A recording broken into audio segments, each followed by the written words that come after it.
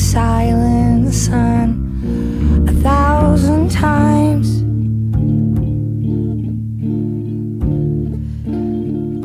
I'm on it, but I'm going straight right through back to well, I want you, baby, it's all I do. Come to meet you. A question I get every day is, what do you do with all your soap ends? So today I'm going to show you. Here are all my soap ends that I have. I air dry them for a week and then I package these together. We have all kinds. We have the boba ones and some pink peony. I start by combining a bunch of soap ends together to weigh out 6 ounces. This part is kind of boring and time consuming, so if someone's over to help me, then I'll definitely force them to do this. Here are all my packs together. I use 2 different molds, so the skinny ones go with the skinny and then the fatter ones go together. Then I wrap them in paper. I use hot glue to wrap everything and I create it like a present. I used to do this process religiously and put it on all my soaps, but it took way too much time, so now I use craft bags. I fold together the ends to make it thinner and tape it with some washi tape. Then I finish it off with my end soap. Oh my god, I totally got it.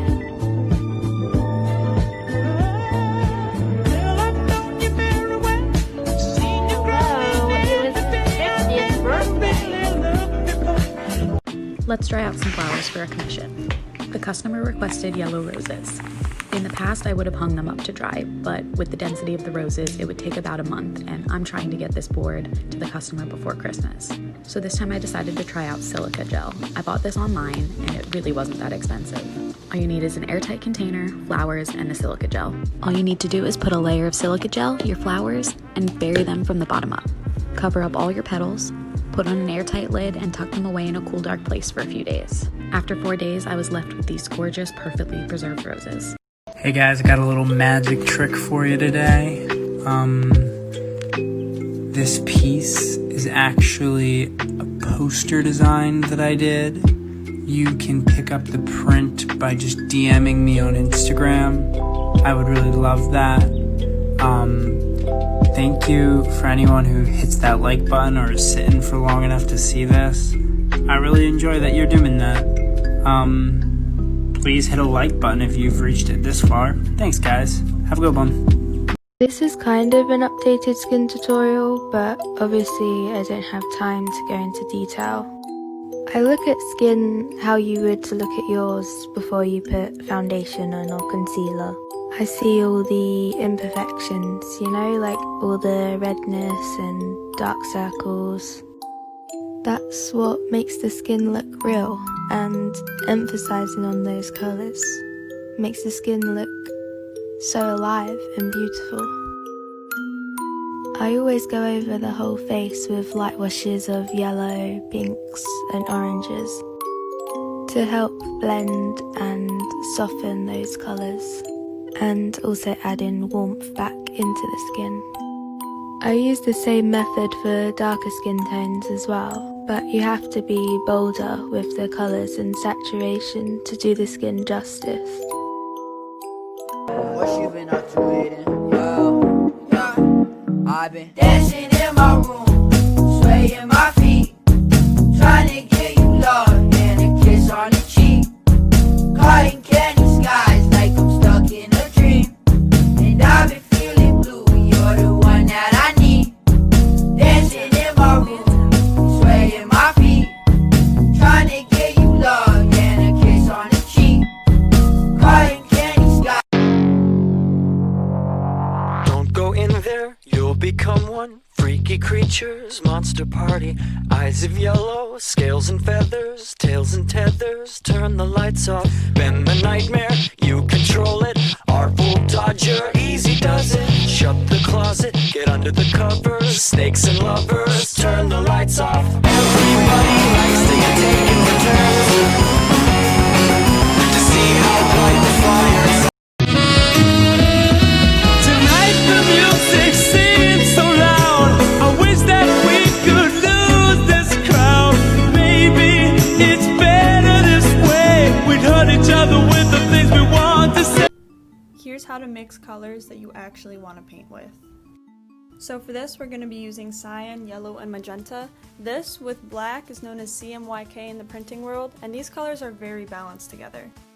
You'll see when these colors overlap, you get a really nice midtone because of how balanced these colors actually are. In addition to this, when you mix one drop of each of these inks together, you still get a really balanced color with the green, the blue, and the red together. And then when one drop of each is mixed, you get a really neutral charcoal gray. When comparing this to red, blue, and yellow, you'll see that these colors are nowhere near as balanced when mixed together. The blue dominates the red and this would be purple, and then this green is nice but it's still heavy on blue, and then this orange is primarily red. Then when mixing one drop of each, you can see it's still a blue. So what do you think? Which colors would you rather mix with in your paintings?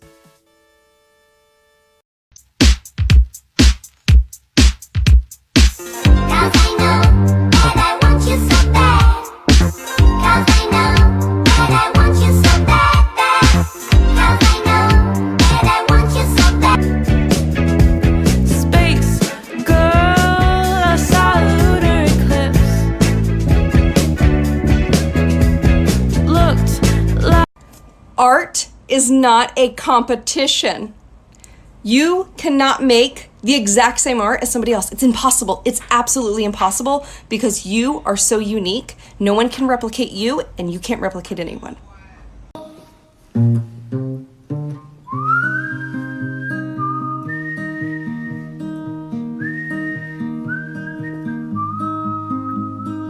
Alabama, Arkansas, I do love my mom and pa, not the way.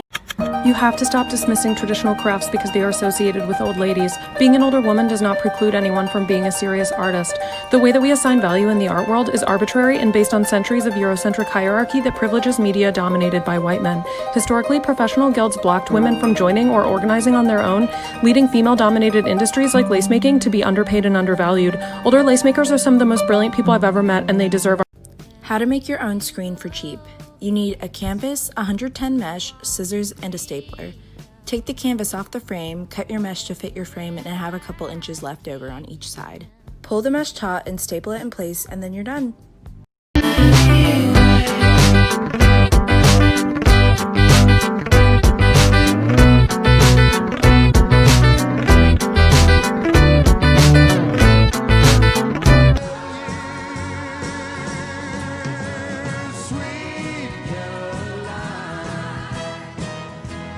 Add a little bit of spice.